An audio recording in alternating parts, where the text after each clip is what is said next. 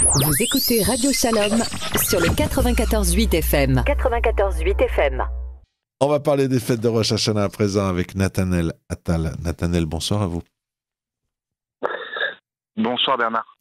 Nathanaël, vous dirigez cette association merveilleuse qui a passé, on a envie de dire, le cap supérieur. Quasiment, on peut dire maintenant sur tout le territoire.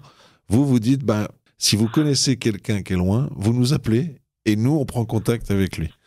Donc, sachant que vous êtes situé à Paris et qu'en fait, vous vous retrouvez dans toutes les villes de province, partout on vous appelle, vous allez, que ce soit, je sais pas, à Nantes, à La Rochelle, vous allez partout, même s'il n'y a pas de communauté organisée comme dans les grandes villes.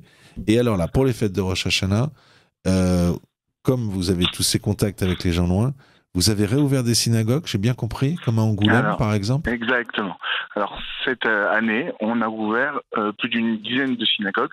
Comme par exemple Angoulême, il n'y a pas de synagogue, on a loué un lieu, on a rassemblé là-bas une quinzaine de juifs et pour la première fois, on va avoir un office à Angoulême pour Rosh Hashanah le soir, le midi, ainsi que un repas pour rassembler toute cette communauté qui ne se connaît pour l'instant pas encore. Ah, en plus ils ne se connaissent pas.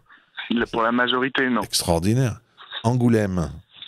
Et puis bon, vous faites aussi des distributions. Il suffit qu'on vous contacte en fait. Vous donnez un numéro de téléphone et puis vous faites le reste. Exactement. Donc il y a, comme par exemple Périgueux, donc on va ouvrir la synagogue de Périgueux pour Rosh Hashanah, pour Kippour, etc. Donc ça c'est le premier projet de l'association pour les fêtes de Tishri. Donc on ouvre une dizaine de communautés en province. Le deuxième projet qu'on a mis en place, c'est le projet des colis alimentaires qu'on a envoyé dans toute la France. Alors ça, on l'a fait les années précédentes. Cette année, on a doublé le nombre de colis parce que le nombre de nécessiteux a augmenté. Donc toute la semaine, on a des bénévoles qui ont traversé la France pour aller livrer ces colis, depuis Lille jusqu'à Reims, jusqu'à Brest, Périgueux, Perpignan.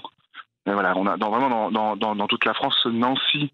Donc on a des bénévoles qui ont sillonné la France pour distribuer ces colis alimentaires pour que les gens puissent passer les fêtes de Rosh Hashanah. Mais enfin, vous allez pouvoir nous donner votre numéro de téléphone dans un instant parce que moi j'adore cette idée. Un téléphone, et vous, par exemple, je sais que vous faites le suivi, il y a des gens que vous les appelez simplement pour leur dire Shabbat Shalom le vendredi après-midi. Parce qu'ils sont tout seuls à Périgueux, par exemple. Il n'y a personne pour lui dire Shabbat Shalom. C'est vos bénévoles, c'est vous d'ailleurs, ou vos amis qui sont bénévoles avec vous qui le font. Donc il y a ça. Et puis, vous avez organisé, mais ça, les Lubavitch nous ont habitués. Vous savez, c'est les soukas qu'on met sur des camions, qu'on met sur des jeeps, et on va voir les gens avec. Exactement. C'est des soukas mobiles, mais en réalité, on va dans une vingtaine de villes en France où on organise un événement à une heure précise. Pendant l'après-midi, les gens viennent manger sous la souka. En général, c'est des gens qui n'ont pas eu l'occasion de manger sous la souka cette année, ni des fois jamais.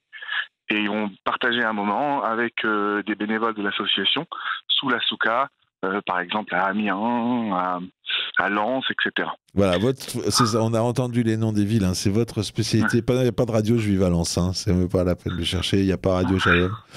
Et ben alors donnez-nous le numéro de téléphone. Donc voilà, donc pour ces trois sujets-là, on peut nous contacter.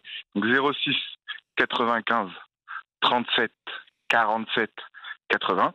Je répète, 06 95 37 47 80.